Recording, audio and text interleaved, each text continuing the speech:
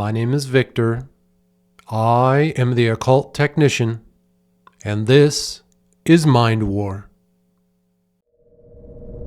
Mind War is sponsored by Victory Work Apparel. Use promo code Mind War. Join the Mind War today. Enlist at patreon.com/mindwar. Now, back to the show.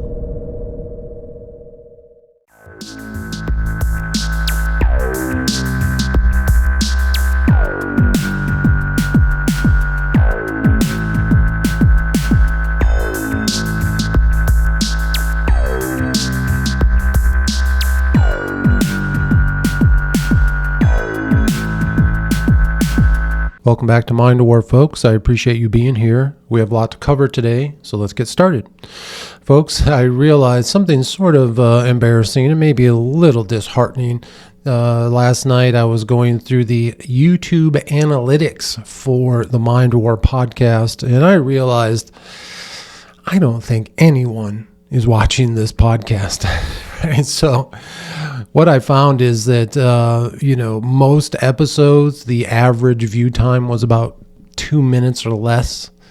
Maybe people are clicking on it, watching through the intro or whatever, but no one is really watching the full episodes. There are a few episodes where the average watch time was the entire length, which is very strange. There are a few episodes where there is high view counts, but again, I think what I learned last night is just because I would see maybe 12 views on my post. Again, I thought these were my 12 disciples that were watching, right? You see 12 views, but that does definitely not correspond to an actual full watching of the episode. Again, people might be clicking on it, watching the first 30 seconds to a few minutes or whatever. But again, if I read it right, it doesn't look like anybody is watching this podcast. So why do I do it? Why do I keep doing the Mind War podcast? Because I love it. Again, this art project isn't for anyone else but me. This is something I've wanted to do my entire life. And it took all of this work and all of the desperation and the dark times that I went through to finally find this medium to get this information out. It's, again, primarily the main focus is because I love doing this. It's for me. My favorite podcast is the Mind War podcast. I will always be my biggest fan. And ultimately, if it ends up that I spend the rest of my life rewatching the Mind War podcast and I'm the only one that ever sees it, so be it. I hope there are a few close to me who will end up watching this podcast, of course, after I'm gone. The people who love me in my life don't love me enough to actually watch the show today while it's being recorded and put out there. But of course, they're going to miss me after I'm dead, and then they'll watch it, right? So be it. I hope you, if that is who you are and you're watching this after my death, I hope you enjoy seeing this. I hope you appreciate all the effort that I put in for you to have this video series to remember me by. And again, I hope you use it to make an artificial intelligence version of me so I actually truly never die. And that may be something that I work on in the future here, folks. So, and again, one of the things right now, like we've talked about before, my goal in some ways is actually working out perfect because it's probably best that people aren't watching this right now. I would rather be able to finish this art project because I've told you before, I learned early on that I need to not try to promote the podcast while it's occurring. I need to finish the art project and then promote it. So we'll see what the future holds, but I think one of my goals is once the 7-year art project is over, I go back through the Mind War podcast and start creating the clips. The clips are going to be what get people's attention and drive them to the podcast to actually watch the full thing. And then I can maybe do some actual promotion of the clips, right? So pay the little bit of money and make sure it's getting out there and being seen by people. So we'll see how that goes. At the end of the 7 years, I might just be so exhausted with the whole thing, I just call it a day, right? But we'll see if we move into more of a promotional phase, or maybe the promotional phase becomes part of the 7-year art project. That might also be an option, where maybe that last year I'm making the clips, and maybe if I have enough courage, going on other podcasts and really promoting the work that I do. And then we see a complete ending of the project at the end of year 7. So we'll see how this goes. We still have 3 more years to go. It does feel so nice to see the light at the end of the tunnel, though, folks. This has been a long journey thus far, one that I am so thankful for, one that has been so worth the work. But ultimately, I think this 10-year or 7-year art project is almost going to end up being a 10-year art project. Because like we talked about before, if you look back at the video from my workshop, the Victory Workshop, that was several years in the making, right? It took me a while to kind of design the garage the way that it was and kind of set this studio up out in my garage where I was going to do a woodworking podcast. That was the original goal. But we saw where all of this transitioned into something much, much more important, such deeper, more meaningful content. Honestly, the most epic story ever told in podcasting. That's what the Mind War podcast is. And again, I hope someday that people see it in its entirety. I hope people understand this story that I'm telling here and how truly powerful and amazing it is, and how transformative it can be for anyone's life. Anyone who has the physiological ability to have the same experiences that we've had here in the Mind War, and those of you who are spiritually open enough and emotionally ready and in need of the information that we're sharing here. So again, this has been a long journey, one that I've wanted to do my whole life.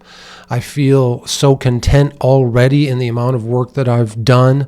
Again, I'm so excited for the next 3 years to really bring this art project to a conclusion. And so we're still heavy into it in today's recording session, and we are in the deep freeze of the winter of 2026. I'm recording this in January of 2026. It is freezing cold outside. It's freezing cold here in the Mind War studios, but we keep going. So we're going to pick up where we left off in the book Magic History Theory Practice by Dr. Ernst Schertl. We left off on page 129 at the top, and we start with this. Understand that this is, and it's is in quotes, the image, and an image with a capital I, only for ourselves, as any hallucination or manifestation is only for the subject concerned. Okay, so again, anything that we hallucinate or manifest, again, he uses those terms sort of interwoven, because again, like I've said, when you're listening to the Gateway Experience tapes, through the use of psilocybin, through the use of the THC, through your breathing and your kundalini, the state of somnambulance, all of this stuff, all the things that we do while we practice our magic, while we're listening to the Gateway Experience tapes, they set us up for this very brilliant ability to have these imaginative, pictures, these images. Again, everything that we've talked about in the practice section of the book, Magic History Theory Practice by Dr. Ernst Schertl, he keeps talking about the importance of the imagination, being able to image these things in your mind, create these images, right? And we do that because, again, we're able to do that through these hallucinatory means. Again, that's why the psilocybin is so important to the gateway experience tapes. Again, it dulls the physical body and creates these sensations where you can overcome your pain and discomfort and all the things that take you out of the tapes. But also it frees your imagination and gives just a 10 times, 100 times, 1,000 times amplification to your imagination, to where you're having these closed-eyed hallucinations in your mind. That's what your imaginations are. Nevertheless, all imaginative or broadcasting forces in the purely physical sense relates to other subjects and can produce similar sensations. These are all based telepathy or visualization.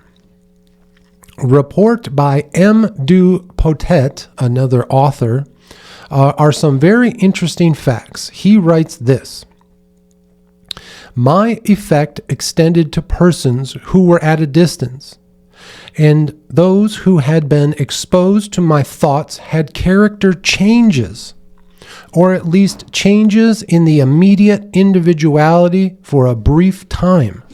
Okay. So this author, M. Du Potet, is talking about how when he has out-of-body experiences, he is working with others that are at a distance from him. Again, this is what remote viewing is. When you are viewing someone else, or if you're having a full out-of-body experience and you're doing astral travel, where that is more when you're traveling outside of the universe, when you're traveling into the different layers that lay beyond the earth after you die, right? That is more astral travel. Again, astral projection is where you have remote viewing, where you're viewing something that's happening somewhere else, and then astral projection, where you're actually kind of going there. Your out-of-body state, your second state body, your spirit body is going to the location that you were one time just viewing. Now you're kind of there in that environment. And I think that's what he's talking about here. And then he says you can actually...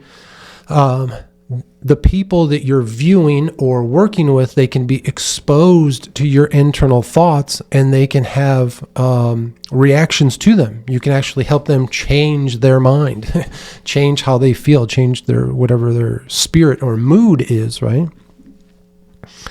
Our thoughts are rays of strange, invisible forces, magical in nature. Once you have given the symbolic character, the image, its magical power through exercise and belief, there is no need for further preparation or of more. Okay. Our thoughts are rays of strange, invisible forces, magical in nature. Our thoughts are very strange, and they are definitely magical in nature. And I love the idea that our thought is an invisible force.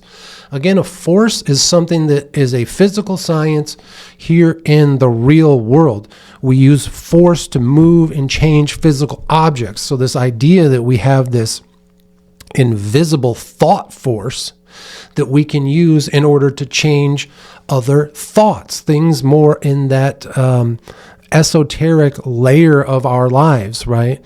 Where maybe we're not changing things physically with our invisible thought force, but we are changing other thoughts. That's so important. That is part of what magic is, especially if you're doing it in a way to have some sort of control or manipulation of the folk or the people. It says, once you've given the symbolic character the image, its magical power through exercise and belief. Again, 3 years. This is the exercise part. This is where you're practicing these magical rituals every 2 weeks for 3 years, over again. And in the beginning, it's not going to make sense. In the beginning, it may not work. But every ritual that you do, you will get just a little bit further. Again, changing that aristos one little piece at a time, not expecting to have this huge, amazing experience on the very first time that you do magic, but that incremental practice where you grow in it and strengthen it year after year after year. And then at some point there will be no further need for that practice, for that exercise, because you will have, again, you've become the magician. You are assured then that even people outside your circle of belief are aware of such image characters in the strongest manner and were impressed with the most intense hallucinations. So that's interesting to think that you could push a thought into someone else's mind and make them have the most intense hallucinations. Again, I think that's kind of what a lot of media is today. If you are watching any type of media that seems to, hypnotize you in a way, I think that's what they're doing. I think they're using maybe digital techniques. They're using auditory techniques, visualization, all of that type of stuff to kind of drag you in through this kind of hypnotic, especially with the doom scrolling on the phone and everything. They really hypnotize you and get you to kind of have these hallucinations. You're seeing things, but your mind is also, I don't know, maybe sometime a blank slate to allow these things all these different thoughts to occur. We go on here. It says, items sometimes can influence a magical entity, images, amulets, etc. However, that is not our first goal. We must seek only the realization of our demon or god. Everywhere has his own particular item, or everyone has his own particular item through his ancestry and his position in the universe, his demon, and he contributes in a very specific individual projection of psychodynamics. Okay. So everyone has their own item. You're seeing it right here. You're seeing it with a logo in front of me, the American flag triangle, or you're seeing it with the sigil behind me, this sort of portal, right? This is, again, an image of the tree branches in my front yard reflecting on a small clay dish that you've seen in my art that was filled with water. These black parts here are the reflection of the tree branches. I was told to be on the lookout for something by the cards, by the Gateway Experience tapes. When you ask 5 questions and you get 5 answers, one of my 5 answers was be on the lookout for something. That's really strange. But as soon as I saw the something, I knew it. When I saw the reflection in the glass or in the clay dish, I saw the reflection on the water. I said, that's my sigil. It just dawned on me because, again, we have a logo here. This is the triangle. It's built to represent the physical world, right? The triangle is the strongest shape of the physical world. It's the most basic. It's the starting shape, right? But then the symbol of reflection on water, the fluidity, this is the spiritual world. That's why these two items interact together so well. And again, this comes through our ancestry. So these images have connection back through my ancestry. Again, that's where a lot of this intuition has come from.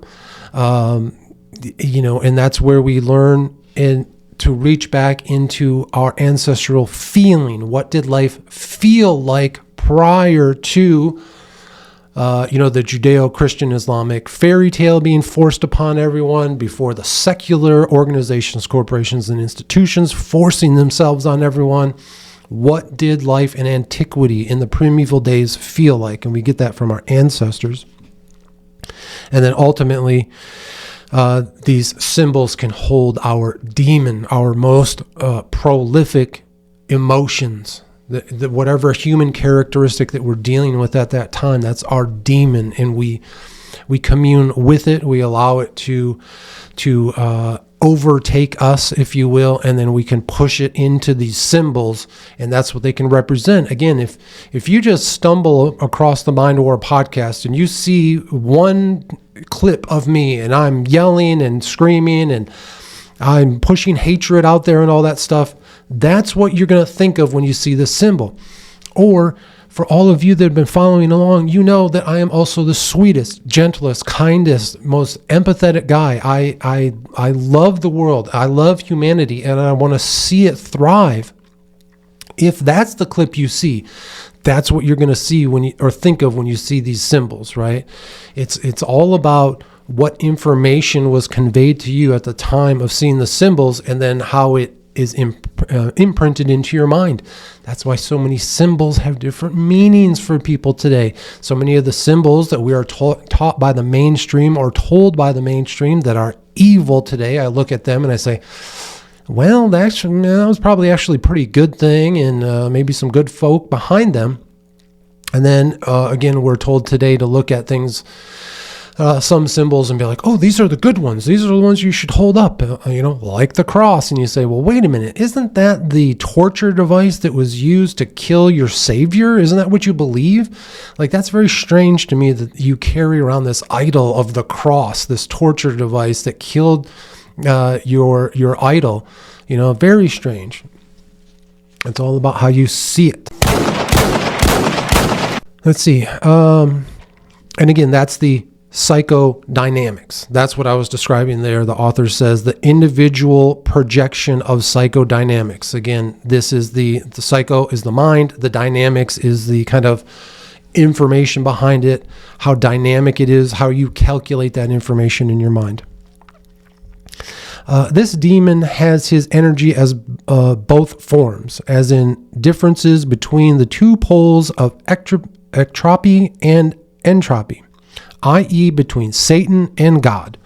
Okay, we've already talked about that, where, the ectropic form is the kind of, I don't want to say stagnant, but now things have been completed. You're good to go. You're in a position where you're like, okay, I like where things are. Now they're just going to stay, again, stagnant. They're going to stay stationary, right? Whereas the entropy is this latent energy that you have inside of you to make change. Again, Satan is just changed, folks. Everyone tries to make Satan out to be the bad guy. He really isn't. He's just when change comes to your life. And so many people fear change because they're stuck in the ectropy side, E-K-T-R-O-P-Y, and they're so afraid of the entropy, E-N-T-R-O-P-Y. Again, Satan is that entropy where he's going to be pushing you forward. Robert Bloom writes this: the energy which can cause changes the visible world must by necessity be in the two principles of positive and negative together and coexist as one. These conditions exist in all manifestations of life and the foundation of all evolution. Again, you got to cut down a tree. You have to destroy a tree in order to make the lumber to build your home. AMO, the initials there, says this: your God is both good and evil in appearance, and it cannot be otherwise. If your God is not even evil, he is just not God. God as the Almighty should also be all evil. Man, you just don't hear that anywhere else. You only hear one or the other. You only hear the white of the checkerboard floor or the black of the checkerboard floor. You don't hear both sides. But again, God is both of those things. He brings destruction to your life. He brings creation to your life. I wish more people understood that so we wouldn't fear the change in our life, but instead embrace it. Commune with it. Again, the demonic change. We see this ugly monster behind us. The ugly monster of addiction and gluttony and greed and wrath and hatred and all of those things, right? We use that scary monster behind us as our motivation to move forward into change. And we are not afraid of change here in the Mind War. Schelling, an author, says this: the dark nature of his principle is precisely the force which also will be transfigured into light, and both, although only to a certain extent, be one. Again, the things that you fear about yourself, the destruction that you've wrought upon yourself because of addictions or whatever it may be in your life, those things are going to push you forward into the light. They're going to be your motivators. Horror always lurks at the bottom of the magical world, and everything holy is always mixed with horror, as the concept of taboo with the spirited saints is expressed. Again, horror lurks at the bottom of the magical world. Again, when you get down to your lowest point and magic may be the only option left for you, it's because of the horrors you've seen in your life, because of all the times you've been let down by the organizations, corporations, and institutions, because of all the battered relationships and just all the failures that you've had, and you finally reach down. And then it says everything holy is always mixed with horror. Again, it's that darkness behind you that pushes you forward to the light. And that concept is known as taboo, right? It is taboo to look at these things because nobody wants to face the darkness anymore. Everyone's being taught to be afraid of it. Instead, embrace it. M. Du Potet, another author, writes this. He says, you leave this world through the soul's eye and cannot be fooled. The pleasant visions last only briefly. It will soon be replaced by sudden horrors of ideas suppressed. What is before the eye is nothing more than the drama of life. So again, when you're in these states of ecstasy, somnambulance, when you're having these hallucinations and these visions, they are often, you can see the good future. You can see the progress. Again, you have to visualize yourself being something different, being something better in order for you to have something to work towards, right? You have to visualize the things you want to manifest and that includes the changes that you're going to bring to your life. But they're often quickly and suddenly and violently replaced with horrific images of your current reality. All of the things that you're ashamed of, all of the things that you feel guilty about that you're doing to yourself in your life, the drugs, the greed, the gluttony, whatever it is that is holding you down, that is tearing you down, that you know deep inside that is wrong, that you're doing that's wrong. You pray outwards, please rescue me from these things. I'm so tired of being a drug addict. I'm so tired of being greedy and gluttonous and whatever it is. Oh, please help me, please help me. What's the answer? What's the answer? And you send it as above, but so below. It's already in here. You know what the answer is. You just get caught up looking in the mirror, the physical mirror, seeing the failure every day.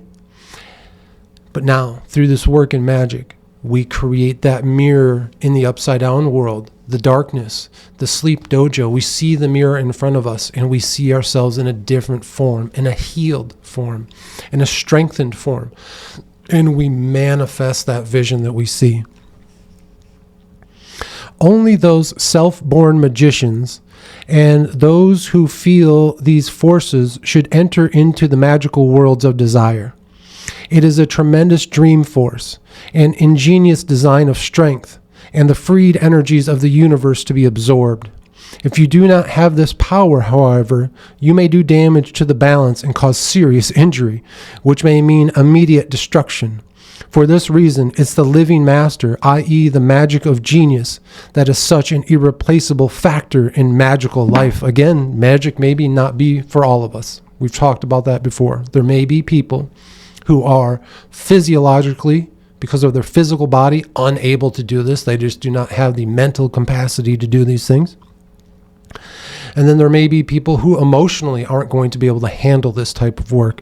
And it really is left up to the magic of the genius, aka the mind warrior, citizen, samurai, guerrilla, guru, and warrior monks. And it's an irreplaceable factor in magic. And again, it is a self-born magicians. For those of you who are magicians, you know it. You felt it inside you your whole life, just like I did. And you desperately had to go through the uncloaking of the occult hidden knowledge and able to find it. Maybe that's why all of this information was hidden. Maybe that's why the secret societies were created.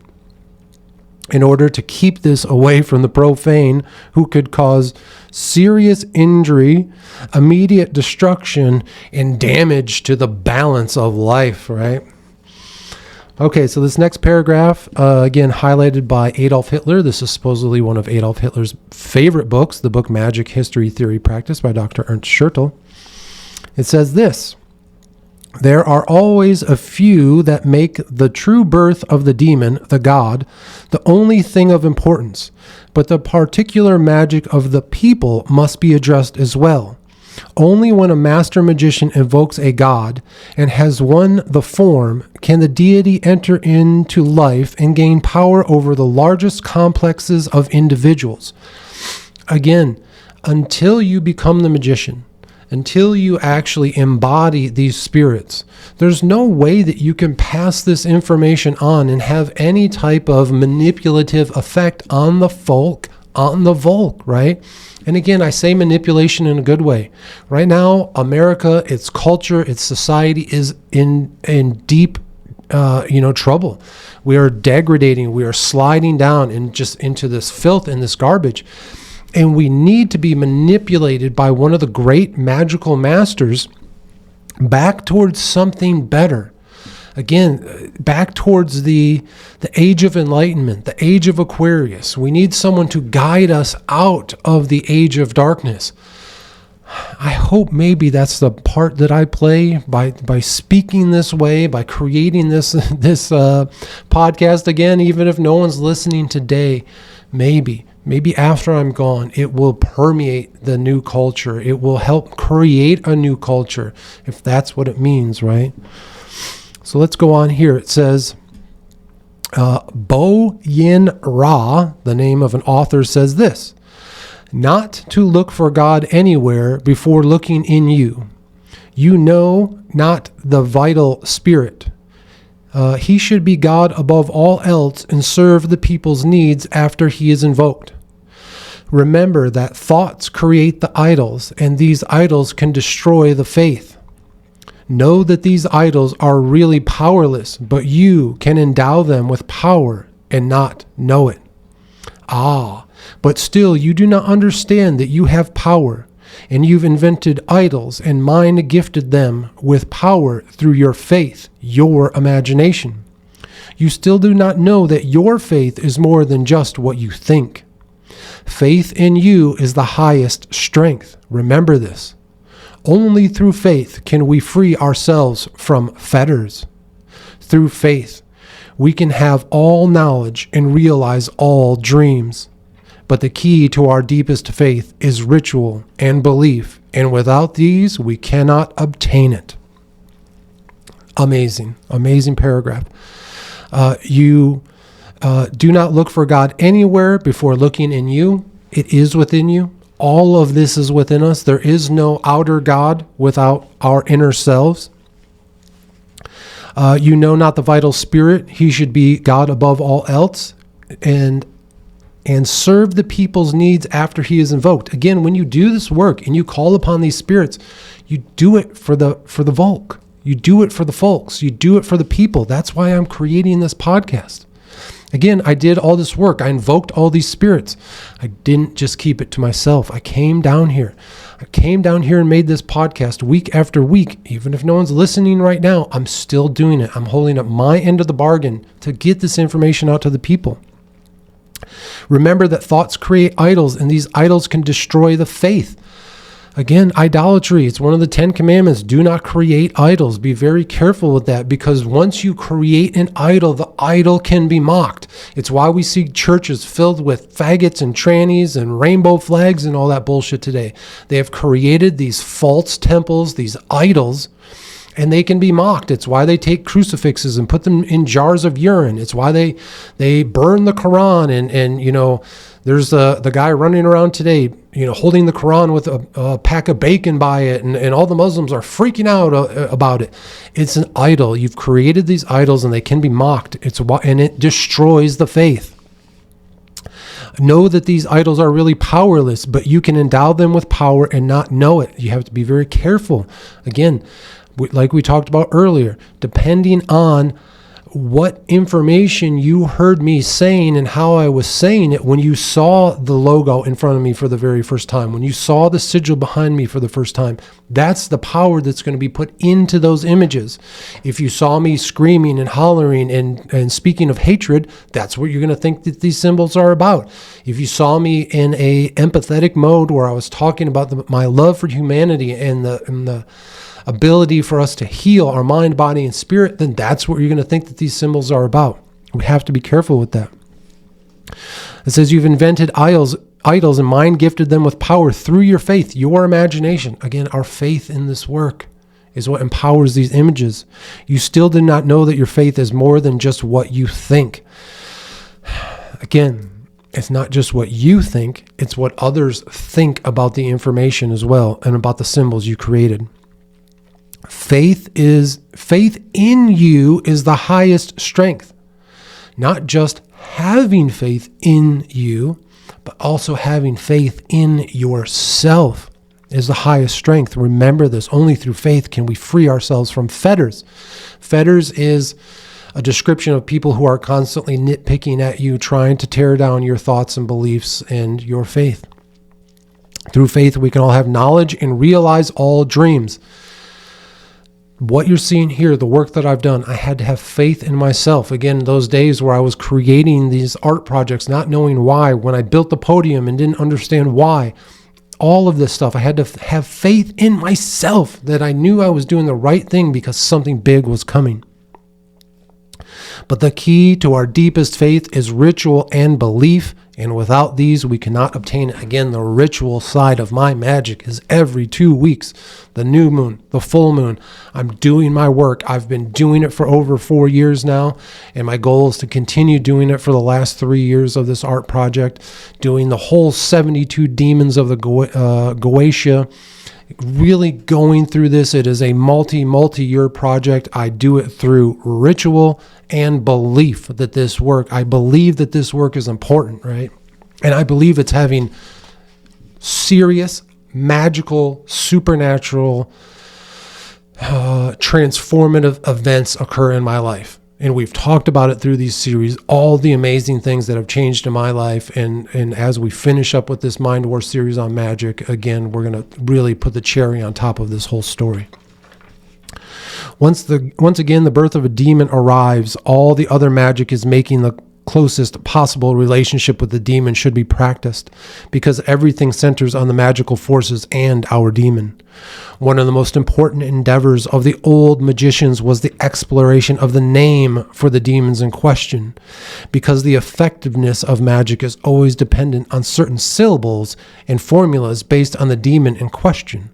The most important of these syllables are the names of the demon. The medieval methods to determine the demonic name was based almost entirely on mysterious constructions, conjuring them. They were subtle yet scholastic. If there is a name for my demon, it is Vic. Uncle Vic. The shortened name of Victor. I believe that's who we could call my demon, my spirit guide, the character that truly holds all of the information that I've shared with you. Do you understand how this works? Again, the idol, if you want to call it, the demon, the character that I had to create that is going to house all of this information. His name is Vic. Real, however, are other means which consist of complex symbols corresponding with the alphabet. This means that one focuses on the demon in a casual way. Vowels and consonants may come into mind so to speak, and give us suggestions and ideas in this matter. You will then see specific sound combinations, like a peculiar sense of tuning, the true ones, status and name. It stems from the fact that each set of internal forces with certain positions or movements of the body also corresponds to the voice organs.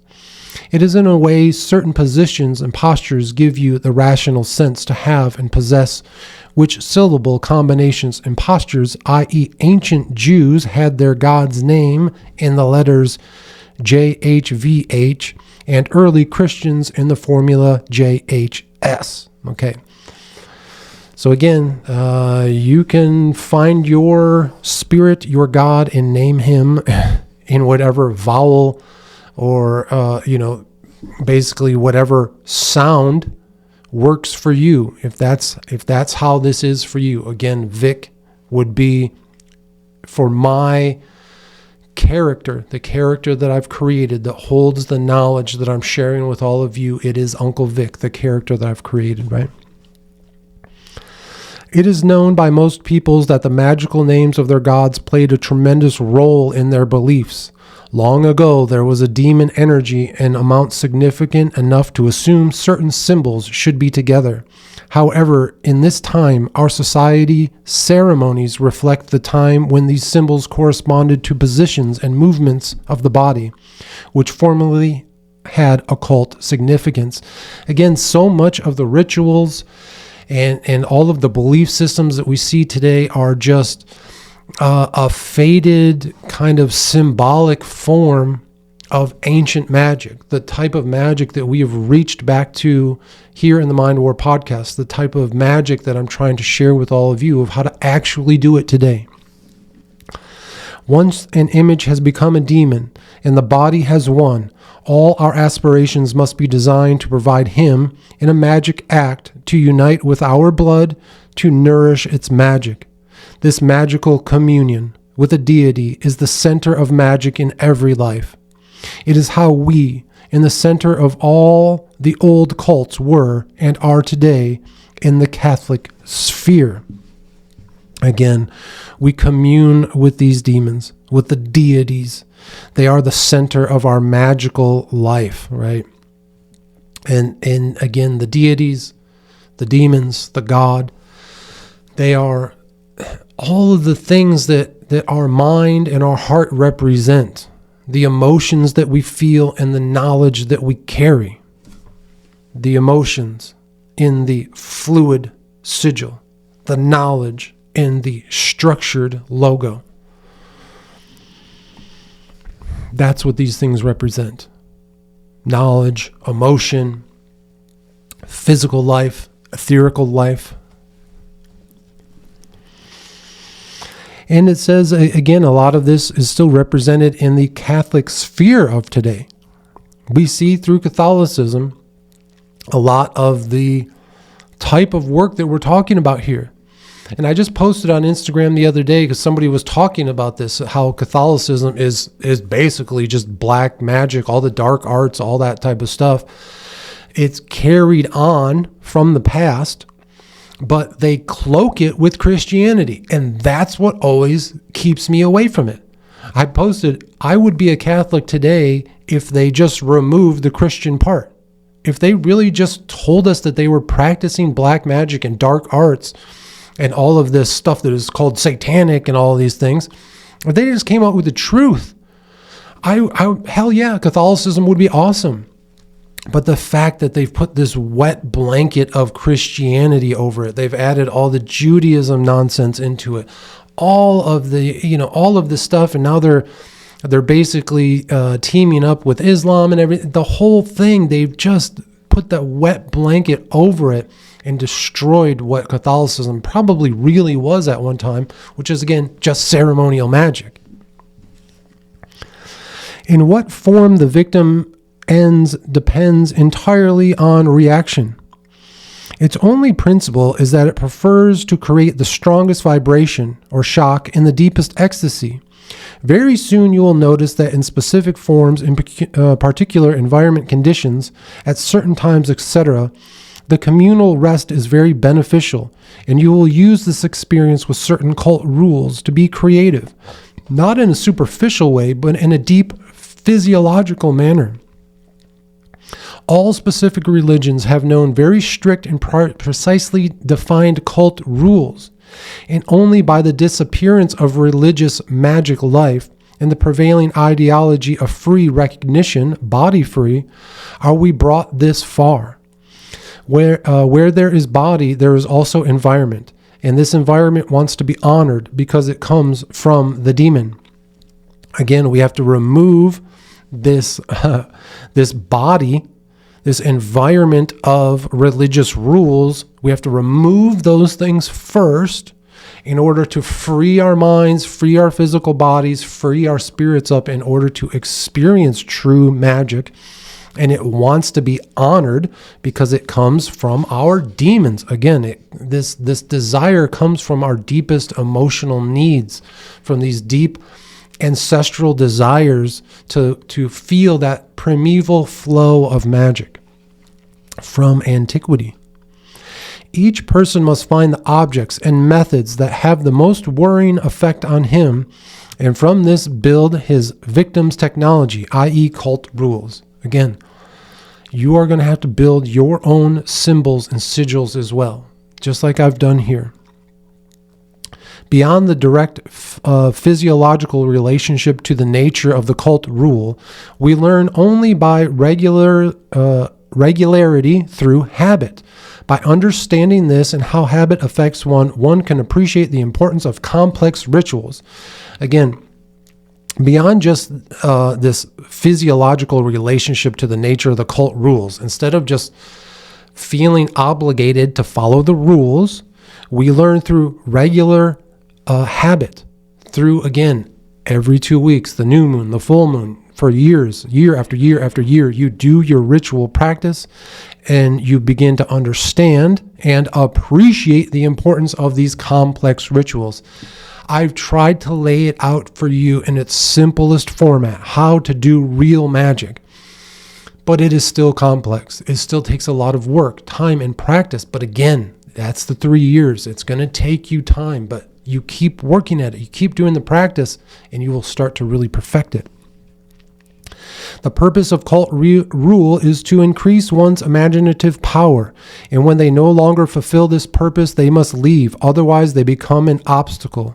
We therefore also notice that lasting reconstruction of cult rules is still evident in all living religions, despite their tendency to be to the conservative. Again, when we talk about cult rules, I am in a sort of cult, even though I am on a solo journey. I'm a single person doing this magical work. I'm not doing it with a group of folk or volk in a in a group, right? In what people think of as a cult, right? But I still have to follow these rules. I still have to follow the steps that I've set up. Again, not that I set up, that I relearned, that I rediscovered through my work from the masters, from the books, right? I've set up this kind of set of rules. This, here's how you do these things. And again, it is chaos magic, so you do it in whatever style you want, and you do it for whatever purpose you want. I'm not trying to tell you what to believe, how to believe, what purpose you should be doing this work for, but instead I'm saying, here's how to do the work. Here's the tools. Here's the advanced magical techniques that are going to work for you, right?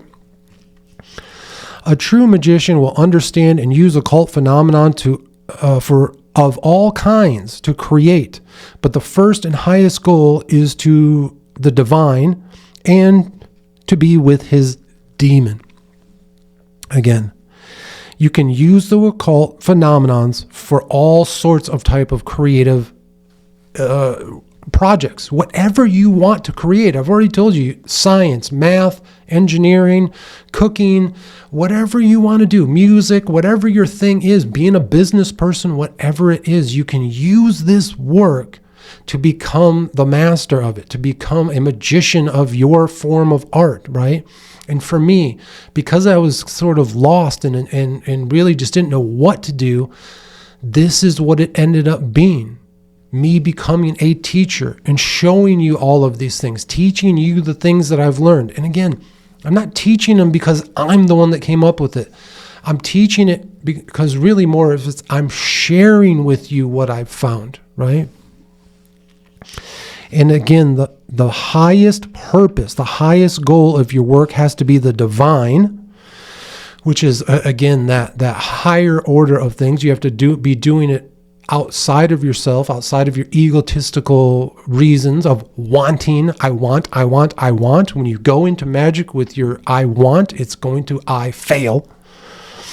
And ultimately, your highest goal has to be that communing with your demon, with your deepest emotions, with the human characteristics that you're dealing with. You have to commune with them and deal with them.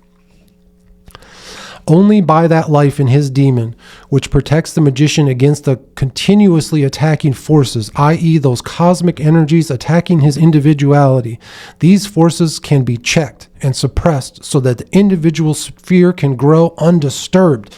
Again, it's only through this rigorous work can we remove the cultural, societal, and religious wet blankets that have been forced upon us and hold us down. When you feel the magical powers by the communion with a demon are gathering and growing, you should set certain empirical goals, i.e. profane, practical magic, i.e. a 7-year art project. You got to set goals for yourself. Wow. What a great reading through the book Magic History Theory Practice by Dr. Ernst Schertl. And folks, we only got a few pages left. I think we might be finishing this book in the next episode. But we will continue on with my magical journey over on Instagram at The Occult Technician in just a moment. All right, welcome back, folks. We are not going to pick up where we left off on my magical journey over on Instagram at The Occult Technician because we're actually going to skip several months worth of posts. Those are going to be saved for the final episode of this Mind War series on magic. Instead, today we are going to start working from a post on May 4th, 2025, titled Mind War Magic Episode 1. Again, folks, I am recording today's episode in January of 2026. It's amazing to think that this Mind War series on magic started on May 4th, 2025. And what we see in this image is the first thumbnail that I made for Mind War. Again, this sort of cartoon character version of myself, of Uncle Vic here in his black hoodie and his black sunglasses on. These were Facebook or Instagram, meta characters that they create, these kind of avatars that they offered for you for free. If you just kind of had to make your own character, and then they give you several sort of icons that you can use to post throughout your work. And so what I did is I took those dozens and dozens of different images that they created for me of my character. I just cut them out and then pasted them into a sort of flaming background here. It says Mind War with all the electricity and flames shooting through it. And this is what I used for, again, the thumbnails here on this series. So next we're going to go to May 12th, 2025. A very just kind of solemn, very quick full moon pull, the 9 of Swords. We go to our next post from May 26, 2025, a new moon. This is a Memorial Day post. This one got quite a few views. Really, this is interesting. This is where my view count really starts to go up. And these final posts that we're going to be talking about, these had thousands and thousands of views, which is really awesome. It feels great. Some major higher view counts on my page. And again, my highest view count and interactions that I had with my account through a lot of my commenting and through my posts themselves got up to almost 50,000 interactions in a 30-day period. Some of my comments had over 10,000 likes, which was really interesting. But again, this was a Memorial Day post. You see the sigil in front of me here on the podium with the single candle in front of it in the darkness, kind of a solemn remembrance of Memorial Day. We pulled Person, the 20th demon of the Guedia, and then we see just the basic setup that I do there. January, or we go on to June 11th, 2025. I really like this one. This is the card I pulled was the Three of Cups. And this really reminded me, this was still in those early days where Callie and the Moon Princess had moved here to Michigan. We were really starting to get to know each other again as this little family unit. And what I like here is the image is a skull with a sunflower growing out of it. And then there are two skull cups floating above it, kind of pouring into the bottom cup. And to me, that represented Callie and myself as mother and father. We were pouring our knowledge and our love into the Moon Princess. She's the skull at the bottom with this flower growing out of it, this life coming into her, right? Very cool. And then that card represents friendships, ties, and bonds. It celebrates with golden tea. That was a very cute card for me. It had a lot of meaning, right? So the next post was June 20th, 2025. And this is me as, I believe it's the wizard Sauron from Lord of the Rings. He's holding his hand over the obsidian ball, the palantir, if you will. So I overlaid my face on the magician Sauron. And I put the Palantir symbol, the symbol for the company Palantir, on the obsidian ball. And in that was basically an advertisement for in an earlier episode when I talked about Palantir, right? And how I invested my last $3,000 in it. And I think at the time, folks, this was just a few months ago, I told you that my investment in Palantir had made it to like $43,000 or $47,000 or something like that. Since then, it has went up to $65,000 in just a few short months from my initial $3,000 investment. The last $3,000 I had in 2020 when Palantir went public.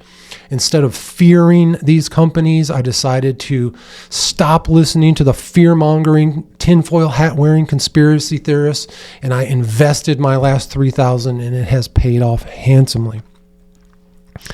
So that was my Palantir post. The next post, June 22nd, 2025, it says, join the Mind War today. And this is my version where I put my face over Uncle Sam, right? Of course, I had to do that. The Uncle Sam poster, right, where he's pointing. Of course, that's where Uncle Vic got his point from, his pointing his finger, right? And it says this, it says, avoid the draft, enlist today. And it says patreon.com/mindwar. Again, I'm telling you, man, if you are a young person and you just graduated high school, you did some college, or, you know, even if you did your 4 years of college, go to the military. I mean, just do it. Spend 4 years in the Marine Corps, or even better, go to 4 years of university or college, get your degree, and then commit 6 years to the military as an officer. It's a 10-year section of your life that will go by so quickly, and you can either just spend that time goofing off and doing whatever, or you can walk away after 10 years a completely transformed person. You're going to have the knowledge of your degree, you're going to have the experience from the military, you're going to have all sorts of connections to different jobs. You will never be jobless again after that. And of course, and when you're in the military, make sure you keep a close eye on your medical records. You can get your VA disabilities to where you could, for the rest of your life, get substantial amount of disability payments and just all the benefits that come from the military. Or hell, you can stay in for 20 years and get your pension as well, become a lifer. You go into the military at 22 after your 4-year degree, you stay 20 years, you get to retire at 42 with a pension plus maybe a VA disability payment. And you're 42, you still can then go on and work for another 30 years, right? I'm telling you, just do it, man. Or you can join ICE today. I mean, if I was a young guy, that's what I'd be joining. I'd be joining ICE today because that's where the party's at right now, right? That's where the action is happening, right here in the streets of America, cleaning America up. That would be great. So again, that was a post from June 22nd, 2025. Avoid the draft, enlist today, says Uncle Vic. This next post, I really love this one. This is a kind of a start of a new 3-post series that we'll see over time. I really, really like it. June 25th, 2025, a new moon ritual. And what I did there is I took the black mirror my circular black mirror, I put it face down or just flat on the table in the backyard. It's the table that we eat all of our fun spring, summer, and fall. When we grill outside, that's where we eat our food, and that's just where we spend our time together. I set the black mirror down, and then I cut off all the beautiful flowers that grow in the backyard at the Mind War Manor. I just cut the flowers off. I arrange them around the black mirror. So you have this beautiful ring of flowers. What's it called? Like a wreath of flowers. And when you see right into the middle, it's just the darkness of that black mirror. It looks like you can just reach your hand into the darkness of the abyss. We do this. The next picture, again, you see the Goetia card upside down, and you see the dark portal. Again, that portal that I taught you how to look at the flame, move the flame over the portal, and call the demon through the portal, right? That's what this represents. That's what the black mirror represents. And on that night, we pulled the card from the 23rd demon of the Goetia, Aim.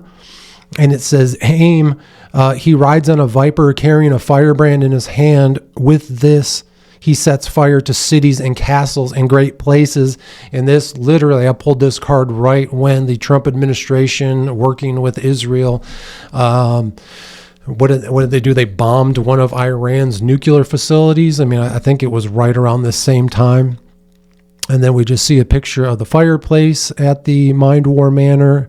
And then that final picture, the sixth picture from that night, I look up in the sky and take a picture of the bats. There's a lot of bats that fly around the Mind War Manor. It's so cool in the summer to watch them flying around. You hear their little sonar as they send their chirps out, and they fly right above your head as they eat all the mosquitoes. So on July 11th, 2025, in the next full moon, this picture is not so bad. I used the obsidian ball this time, again with some flowers. I tried to recreate the prior post, but it didn't quite turn out like I had hoped, but it's not so bad. You just see a couple of versions of it there. You see some flowers around the candle. I pulled the King of Swords. So again, this is interesting. So hold on to that thought of the King of Swords. And let's see. He is braced before himself. He sits at rest, unlike his dynamic gestures in the Knight and Queen. He represents authority, integrity, connections, intellect, and fortitude, both physical and mental.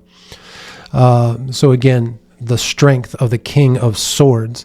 So our next post is from July 25th, 2025. This is another one of those, there are no coincidences here in the Mind War. I pulled the King of Swords on the full moon, and then on the next new moon, just a few weeks later, from a completely different tarot deck, from the Goetia tarot deck, I pulled the Sword card. So again, I pulled the King of Swords from the Magnolia tarot card deck on the night of the full moon, and then 2 weeks later, on the night of the new moon, I pulled the Sword card from the Goetia tarot card deck.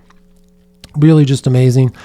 And this is, again, my first post from my room over at the Mind War Manor after it had been remodeled.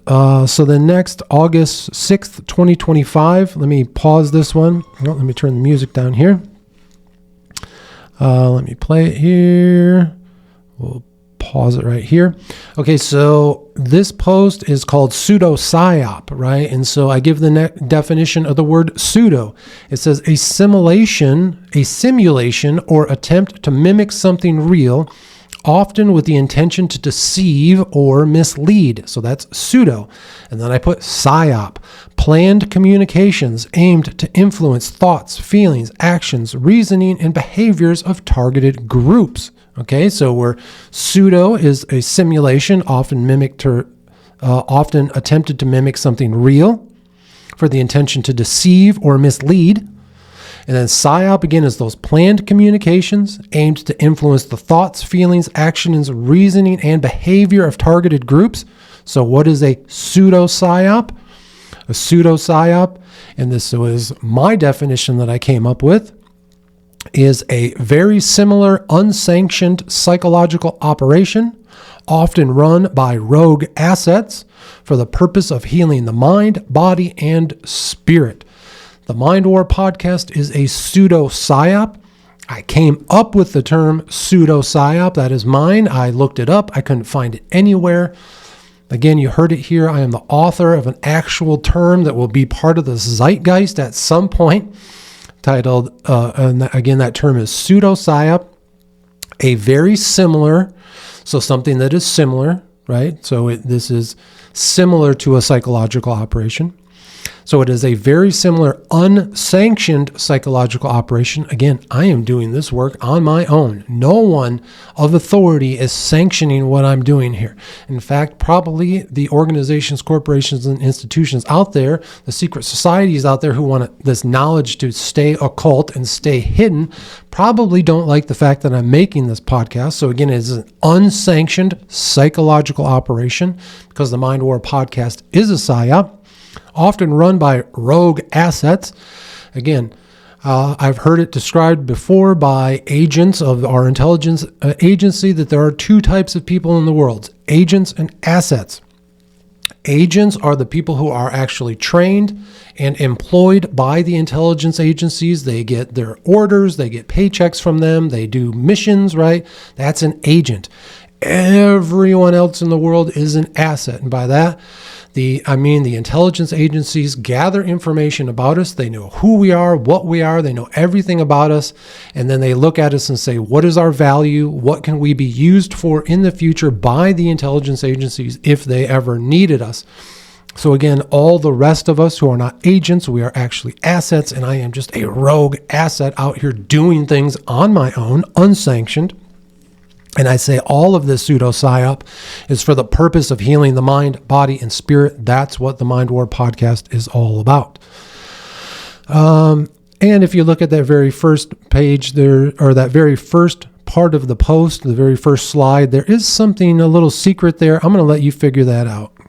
There's a message for you.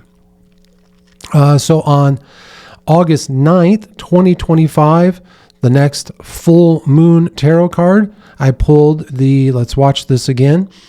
I pulled I believe it was the High Priestess. Okay, so again, we pulled the Three of Cups, which really represented the Moon Princess, and then Callie and I kind of pouring our knowledge and love into her, helping her grow. That's why the sunflower was growing out of the skull. Then I pulled the King of Swords, right? The head of the household. That was me. That's what that card represented. And then I pulled the High Priestess, the very next, or again, I pulled the King of Swords, then the Sword card. Then I pulled the High Priestess representing Callie. So there it was, all three of those cards, again, back to back to back. These, again, very similar cards that all played into overall meaning of what was happening during those 2-month period. Those three cards took or 4 cards total. They took 2 months to pull, and that's exactly what was happening during those 2 months. It was really this coming together of our little family unit, right? So let's see. Let's go on here. How much further are we going to go? Okay, a couple more. So our next post was from August 23rd, 2025. This was the card of, let's see, it's kind of hard to see because I used some new Galasaudios, right? The 25th Demon of the Guedia. Again, for this one, I was using some filters and things like that. The noise that you hear in the background is the cricket and frog and toad noise that during the summer months over at the Mind War Manor, that's what it sounds like in the woods behind us. It is just so deafening, but it's amazing to hear. And then the next post, September 7th, 2025, this was an eclipse moon, a blood moon.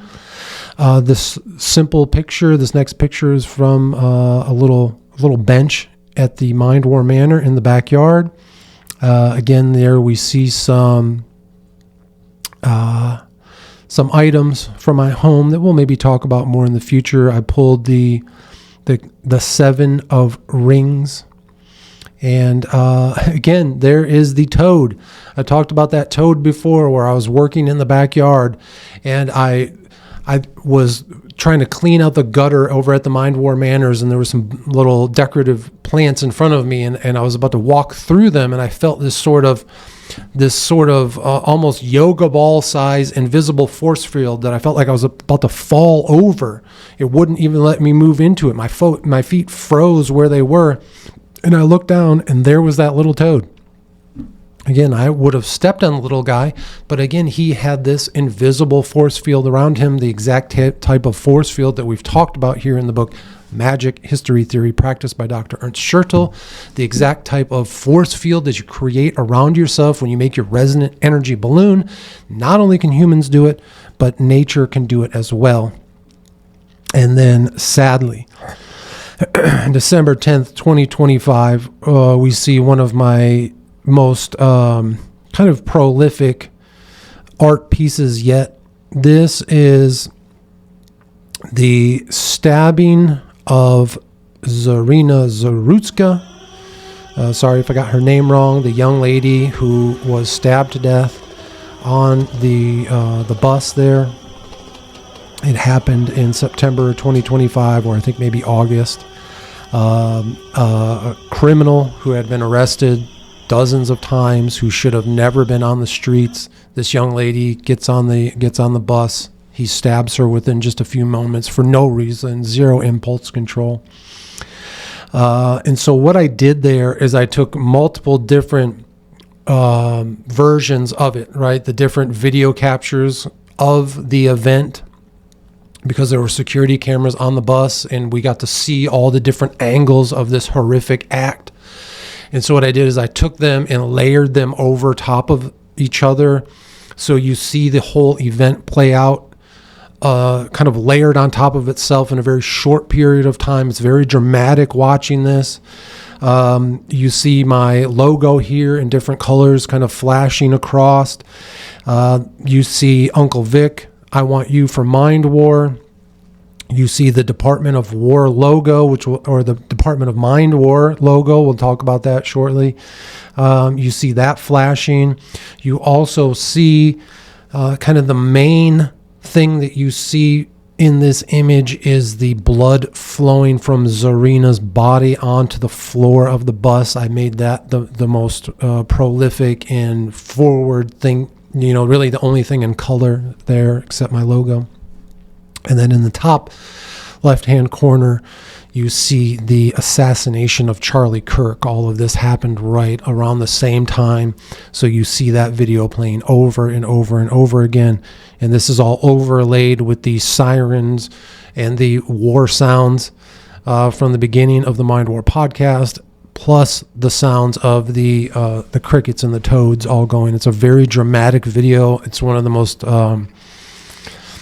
proud artistic videos that I made. I'm very proud of that one. So that's where we're going to leave it off today, folks. What's interesting about that post is the post that we just talked about had 4,963 views. The post after that one has 5,267, but the post where I show kind of this politically charged death of this young lady only has 341. So there is a sort of throttling with that type of information. But another dynamic, look through my magical journey over on Instagram at The Occult Technician. And folks, we have basically one episode left to work through the book Magic History Theory Practice. We only have a few pages left that we're going to finish in the next episode. Then we're going to finish up and basically catch up with the remainder of the posts that I've made on Instagram at The Occult Technician. We are almost at the end of this series.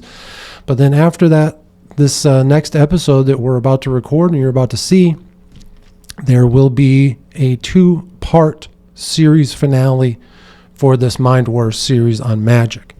I appreciate you being here. And as always, remember, folks, harden your hearts and open your minds, because this is Mind War.